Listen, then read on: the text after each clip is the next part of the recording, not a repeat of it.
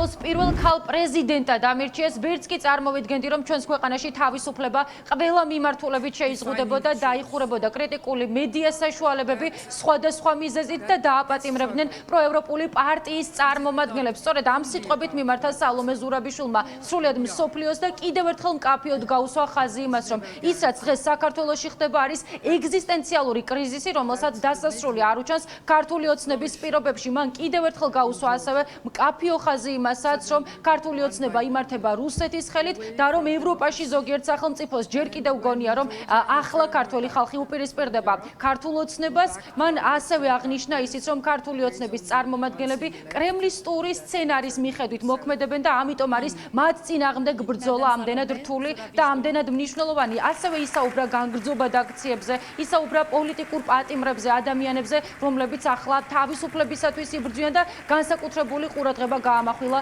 მზია ამაღლობელის შემთხვევაზე. ასევე განმარტა ისიც, რომ საქართველოში დაპატიმრებული პოლიტიკოსი ჟურნალისტი ქალი არის კიდევ ერთი ცალსახა დადასტურება იმისა, რომ ქართული ოცნება ცდილობს ჩაახშოს თავისუფალი სიტყვა და რომ ის უპირისპირდება ყველას და რომ ის ცდილობს ძალის დემონსტრირებას, ხალხის გაჩუმებას. ამ ყველაფრის მთავარი მიზეზი კი არის რუსეთისათვის მაამებლური პოლიტიკის წარმოება და საქართველოს ევროპასთან დასავლეთთან დაშორება. როდესაც საქართველოს პირველ ქალ პრეზიდენტად ამირჩიეს, ვერასდროს წარმოვიდგენდი, რომ დადგებოდა დღე, როდესაც პრაქტიკულად თავისუფლება საფრთხის ქვეშ დადგებოდა, დაირღვეოდა და თანდათანობით გაქრებოდა ჩემი ქვეყნიდან. ვერასდროს წარმოვიდგენდი, რომ ერთმანეთის მიყოლებით ვიხილავდი პროევროპული პარტიების ლიდერების დაპატიმრებას მხოლოდ ხელისუფლებაში მყოფი ხალხის ნების გამო. ვერასდროს წარმოვიდგენდი, რომ საქართველოში მედია მოულოდნელად ერთმანეთის მიყოლებით გაქრებოდა. იძულებით დასრულდებოდა და გაქრებოდა თავისუფლების, ფინანსების, ყველაფრის ნაკლებობის გამო. დღეს კი საქართველო გზაჯვარედინზე დგას. დღეს ქართველების დიდი უმრავლესობის ნება უგულებელ ყოფილია. მართველი რეჟიმი ზურგს აქცევს ევროპას. ყოველდღიურად იღებს თითქმის ავტორიტარულ კანონებს. აწესებს ზომებს, რომელიც მოსკოვშია დაწერილი ან კრემლის ტიპისაა და თრგუნავს წინააღმდეგობას. უკვე 200 დღეზე მეტია, რაც ქუჩებში პროტესტი არ წყდება. დამოუკიდებელ მედიას თავს ესხმიან. ოპოზიციის ლიდერები ციხეში არიან და 60 აქტივისტი განაჩენს ელის. საქართველოში დღეს წინასწარი პატიმრობა 9 თვემდე გრძელდება. ეს მეტი დროა ვიდრე რუსეთში. ჟურნალისტი ქალი მზია ამაღლობელი ამ ბრძოლის სახე და სიმბოლო გახდა. მას ემუქრება 7-დან 9 წლამდე სასჯელი არაფრის გამო. ის ბრძოლას ციხიდანაც კი აგრძელებს. მოდი ერთხელ და სამუდამოდ თქვათ, რომ მშვიდობა თავისუფლების გარეშე მშვიდობა არ არის, ის გამაყრუებელი სიჩუმეა. ეს იყო სალომე ზურაბიშვილის სიტყვები. მან კიდევ ერთხელ გაუსვა ხაზი იმასაც, რომ ახლა ჩვენს ქვეყანაში ქართული ოცნება ყოველდღიურ რეჟიმში ცდილობს აწარმოოს პროპაგანდა იმასთან დაკავშირებით, თითქოს ის არის გარანტია საქართველოში მშვიდობის და ტოლობის ნიშანი დასვას მასსა და მშვიდობას შორის. მისი განმარტებით ეს ყველაფერი ისევ ქართული ოცნების პროპაგანდისა და ძალადობრივი პოლიტიკის გაგრძელებაა. სალომე ზურაბიშვილმა ეს შემთხვევაც გამოიყენა რათა კიდევ ერთხელ ეთქვა ის, რომ ჩვენი ქვეყნის 20% არის ოკუპირებული, თუმცა ამასთანავე იმაზეც ისაუბრა, რომ რუსეთის რბილი ძალა არის უდიდესი პრობლემა საქართველოსთვის და სწორედ პროპაგანდითა და ანტიდასავლური პროპაგანდის გავრცელებით საქართველოში ცდილობს, რომ ქართულ ხალხზე ზეგავლენა მოახდინოს, რომ მისი საცეცები კიდევ მძლავრად არის გაძლიერებული საქართველოში ამ მიმართულებით, თუმცა ასევე ისიც აღნიშნა, რომ ქართული ხალხი რადიკალურად განსხვავდება ქართული ოცნებისაგან და რომ ჩვენი ქვეყნის ურყევი არჩევანი არის ევროპა. მან ისაუბრა აგრეთვე ომზე უკრაინაში და თქვა, რომ რუსეთის ხელწერა არ იცვლება, ამიტომ მოუწოდა სრულად მსოფლიოს და დასავლეთს, რომ იყვნენ უფრო მეტად ფხიზლად და უფრო მკაფიო რეაგირება მოახდინონ რუსეთის ამ ძალადობრივ პოლიტიკაზე, მის ომზე, რბილ ძალაზე და იმ ხასიათზე, რომელიც უკვე წლებისა და საუკუნეების განმავლობაში არ იცვლება.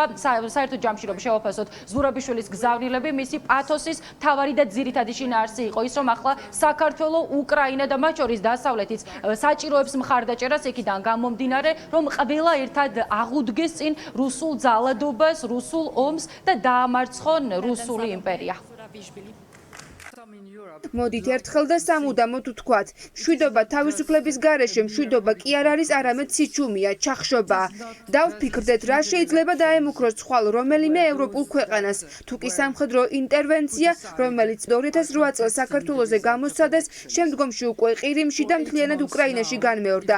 რა გარანტია, რომ ეს არ განმეორდება იმ ქვეყნებზე, რომლებსაც რუსეთთან საზღვარი არ აქვთ. ახალი სტრატეგიის არსი სწორედ ის არის, რომ ის შეიძლება ნებისმიერ ევროპულ ქვეყანაში იქნას გამოყენებული, თანაც მარტივად. ჩვენ გვეგონა, რომ უკვე ვიყავით მზად რუსული პროპაგანდისთვის, რადგან მას 60 წელზე მეტია ვიცნობთ, მაგრამ როგორც აღმოჩნდა დღევანდელი პროპაგანდის, მისი თანამედროვე ტექნოლოგიებით გაძლიერებული ვერსიის წინაშე საკმარისად მზად არ ყოფილვართ. ეს არის ის, რასაც ბევრი ევროპული ქვეყანა ჯერ ვერ ხედავს. გქონიათ, რომ მხოლოდ ქვეყნის შიდა მტრებს ებრძვიან, მხოლოდ შიდა პოლიტიკური კონკურენციაა საფრთხე. როცა სინამდვილეში ეს შიდა ძალები ხშირად მძლავრი სახელმწიფოს რუსეთის მხარდაჭერით მოქმედებენ. სახელმწიფოსი, რომელიც დღეს ბევრად უფრო ძლიერია ისეთ სფეროებში, როგორიცაა პროპაგანდა, სოციალური მედია, ხელოვნური ინტელექტი და კიბერშეტევები, ვიდრე სამხედრო თვალსაზრისით. საქართველოში მიმდინარე აქციები, რომლებიც უკვე 200 დღეზე მეტია დედაქალაქის მთავარ გამზირზე მიმდინარეობს და არ ცხრება პოლიტიკური პატიმრები, როგორც თავად უწოდებს, მზია ამაღლობელი, დაპატიმრებული ლიდერები, ოპოზიციონერი, პოლიტიკოსები და ის პრობლემები, რომლებიც დგას არა მხოლოდ საქართველოს, არამედ მსოფლიოს წინაშე, აგრეთვე ომი, ოკუპაცია, რუსეთის საფრთხე, მოკლედ ეს არის მცირე ჩამონათვალი იმ საკითხებისა, რომლებზეც სალომე ზურაბიშვილმა ისაუბრა და გამოიყენა კიდევ ერთხელ ეს შესაძლებლობა იმისთვის, რათა მთელი მსოფლიოსათვის დაინახებინა ის, რომ ახლა ჩვენი ქვეყანა ხსნას, შველას, დახმარებას საჭიროებს და რომ ახლა უნდა გამოფხიზლდეს ყველა, რადგან ის პრობლემები, რომლებიც დღეს ჩვენი ქვეყნის წინაშე დგას, შესაძლებელია ხვალ სხვა ქვეყნისა და სახელმწიფოს შემთხვევაში დადგეს დღის წესრიგში, ამიტომ მან მკაფიოდ გაუსვა ხაზი იმას, რომ საქართველო ახლა არა მხოლოდ საკუთარი თავისუფლებისათვის, არამედ ყველას თავისუფლებისათვის იბრძვის, რადგან ქართველი ხალხი არის მისი არსით, მისი მოწოდებით პროევროპელი, დასავლური ღირებულებების ერთგული და რომ ეს მოცემულობა არასოდეს შეიცვლება, ამიტომ საქართველოს საჭიროებს კიდევ უფრო მეტ მხარდაჭერასა და გაძლიერებას დასავლეთის მხრიდან. პირდაპირ ეთერში ხატია სამხარაძე საუბრობდა.